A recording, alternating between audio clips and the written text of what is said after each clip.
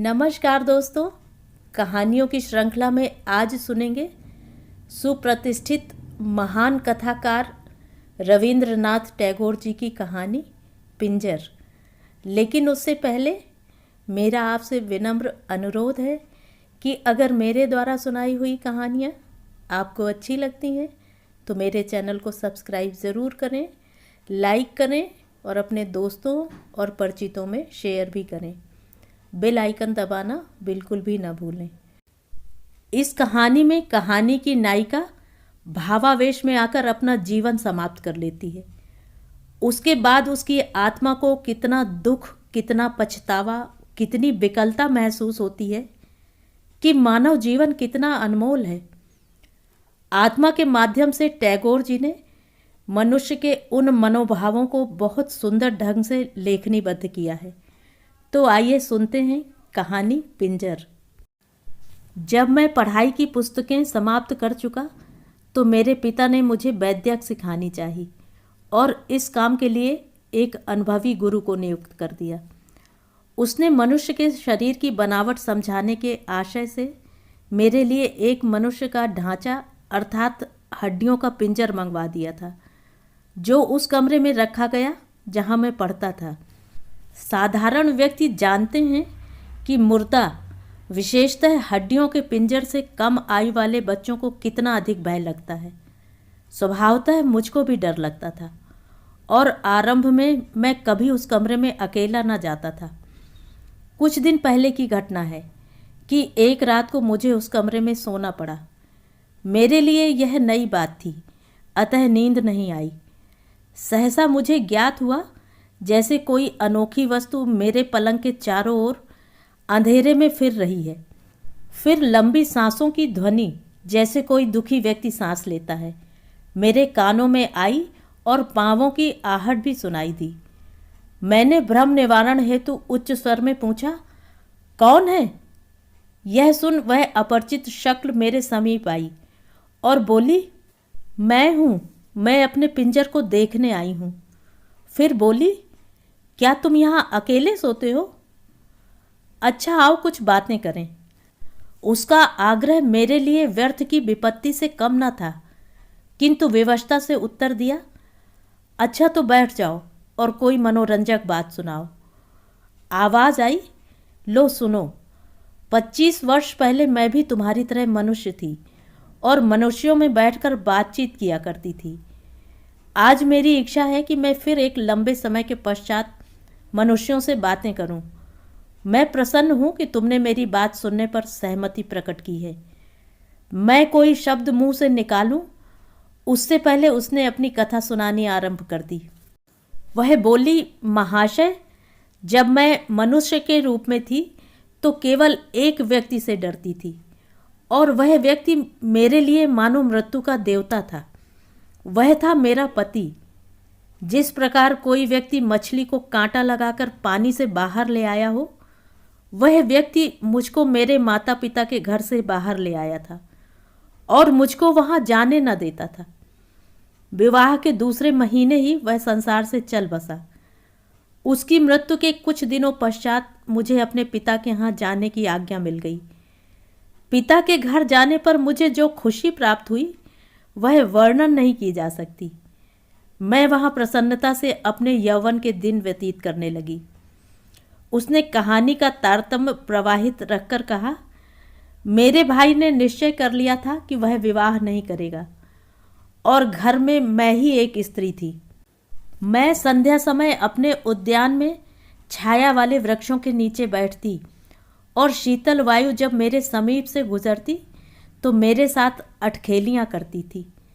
मैं अपने सौंदर्य पर घमंड करती और अनेकों बार सोचा करती थी कि जिस धरती पर मेरा पांव पड़ता है, यदि उसमें अनुभव करने की शक्ति होती तो प्रसन्नता से फूली न समाती। कभी कहती, संसार के संपूर्ण प्रेमी युवक घास के रूप में मेरे पैरों पर पड़े हैं। अब ये संपूर्ण विचार मुझको अनेक बार विकल करते हैं कि आह, क्या था और क्या हो गया। मेरे भाई का एक मित्र था सतीश कुमार, जिसने मेडिकल कॉलेज में डॉक्टरी का प्रमाण पत्र प्राप्त किया था। वह हमारा भी घरेलू डॉक्टर था। वैसे उसने मुझको नहीं देखा था, परंतु मैंने उसको एक दिन देख ही लिया, और मुझे यह कहने में भी संकोच नहीं कि उसकी सुंदरता ने मुझ पर विशेष प्रभाव डाला। मेरा भाई अजीब ढंग का व्यक्ति था।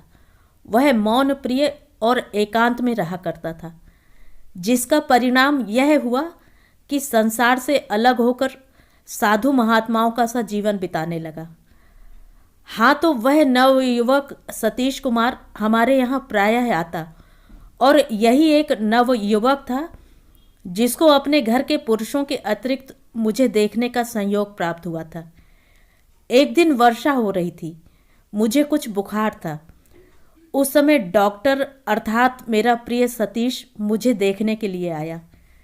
यह प्रथम अवसर था कि हम दोनों ने एक दूसरे को आमने सामने देखा, और देखते ही डॉक्टर मूर्ति समान स्थिर सा हो गया, और मेरे भाई की मौजूदगी ने होश संभालने के लिए बाध्य कर दिया।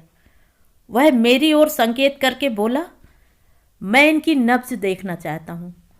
मैंने धीरे से अपना हाथ दुशाले से निकाला। डॉक्टर ने मेरी नब्ज पर हाथ रखा। मैंने कभी न देखा कि किसी डॉक्टर ने साधारण ज्वर के निरीक्षण में इतना विचार किया हो। उसके हाथ की उंगलियां कांप रही थीं। कठिन परिश्रम के पश्चात उसने मेरे ज्वर को अनुभव किया, किंतु वह मेरा ज्वर देखते देखते स्वयं ही बीमार हो गया। मैंने डरते डरते कहा, हाँ, बिल्कुल मानता हूँ, मनुष्य की अवस्था में परिवर्तन उत्पन्न होना कठिन नहीं है। वह बोली, कुछ दिनों परीक्षण करने से ज्ञात हुआ कि मेरे हृदय में डॉक्टर के अतिरिक्त और किसी नवयुवक का विचार तक नहीं। दर्पण देखकर मैं ऐसा अनुभव करती जैसे मेरे दो रूप हो गए हैं, अर्थात मैं स्वयं ही सतीश कुमार बन जाती और स्वयं ही अपने प्रतिबिंब को प्रेमिका समझकर उस पर तन मन न्यौछावर करती। यह मेरा बहुत ही प्रिय मनोरंजन था। अनेकों बार ऐसा हुआ कि मध्याह्न को पलंग पर बिस्तर बिछाकर लेटी और एक हाथ को बिस्तर पर उपेक्षा से फेंक दिया। जरा आंख झपकी तो सपने में देखा कि सतीश कुमार आया और मेरे हाथ को चूमकर चला गया। बस, अब मैं कहानी समाप्त करती हूँ। तुम्हें तो नींद आ रही है। मेरी उत्सुकता बढ़ चुकी थी, अतः मैंने नम्रता भरे स्वर में कहा, नहीं, तुम कहे जाओ, मेरी जिज्ञासा बढ़ती जा रही है।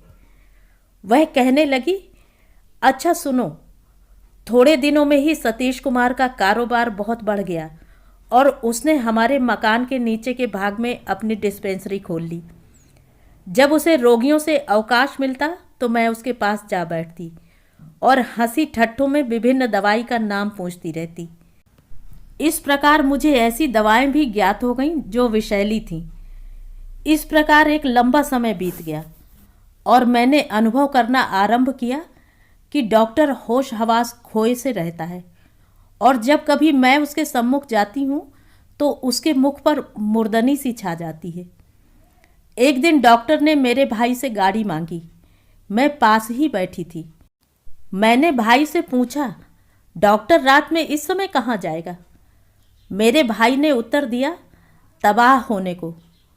मैंने अनुरोध किया कि मुझे बताओ वह कहाँ जा रहा है। भाई ने कहा, वह विवाह करने जा रहा है। यह सुनकर मुझ पर मूर्छा सी छा गई, किंतु मैंने अपने आप को संभाला। मैं वर्णन नहीं कर सकती कि यह बात मुझे कितनी कष्टप्रद अनुभव हुई। लगन का मुहूर्त बहुत रात गए निश्चित हुआ था और बारात देर से जानी थी, अतः डॉक्टर और मेरा भाई प्रतिदिन की भांति शराब पीने बैठ गए। इस मनोविनोद में उनको बहुत देर हो गई। 11 बजने को थे कि मैं उनके पास गई और कहा, डॉक्टर साहब, 11 बजने वाले हैं, आपको विवाह के लिए तैयार होना चाहिए। वह किसी सीमा तक चेतन हो गया था। बोला, अभी जाता हूँ। फिर वह मेरे भाई के साथ बातों में तल्लीन हो गया और मैंने अवसर पाकर विष की पुड़िया, जो मैंने दोपहर को डॉक्टर की अनुपस्थिति में उसकी अलमारी से निकाली थी, शराब के गिलास में जो डॉक्टर के सामने रखा हुआ था डाल दी। कुछ क्षणों के पश्चात डॉक्टर ने अपना गिलास खाली किया और दूल्हा बनने को चला गया। मेरा भाई भी उसके साथ चला गया। मैं अपने 2 मंजिले कमरे में गई और अपना नया बनारसी दुपट्टा ओढ़ा। मांग में सिंदूर भर पूरी सुहागन बनकर उद्यान में निकली, जहाँ प्रतिदिन संध्या समय बैठा करती थी। उस समय चांदनी छिटकी हुई थी, वायु में कुछ सिहरन उत्पन्न हो गई थी और चमेली की सुगंध ने उद्यान को महका दिया था। मैंने पुड़िया की शेष दवा निकाली और मुंह में डालकर एक चुल्लू पानी पी लिया। थोड़ी देर में मेरे सिर में चक्कर आने लगे, आंखों में धुंधलापन छा गया। चांद का प्रकाश मध्यम होने लगा और पृथ्वी तथा आकाश, बेल बूटे, मेरा घर, जहाँ मैंने सारी उम्र बिताई थी, धीरे धीरे लुप्त होते हुए ज्ञात हुए और मैं मीठी नींद सो गई। 1.5 साल के पश्चात सुख स्वप्न से चौंकी तो मैंने क्या देखा कि 3 विद्यार्थी मेरी हड्डियों से डॉक्टरी शिक्षा प्राप्त कर रहे हैं और एक अध्यापक मेरी छाती की ओर बेत से संकेत करके लड़कों को विभिन्न हड्डियों के नाम बता रहा है और कहता है, यहाँ हृदय रहता है जो विवाह और दुख के समय धड़का करता है और यह वह स्थान है जहाँ उठती जवानी के समय फूल निकलते हैं। अच्छा, अब मेरी कहानी समाप्त होती है, मैं विदा होती हूँ, तुम सो जाओ। तो ये थी कहानी। कहानी आपको कैसी लगी कमेंट करके ज़रूर बताएं।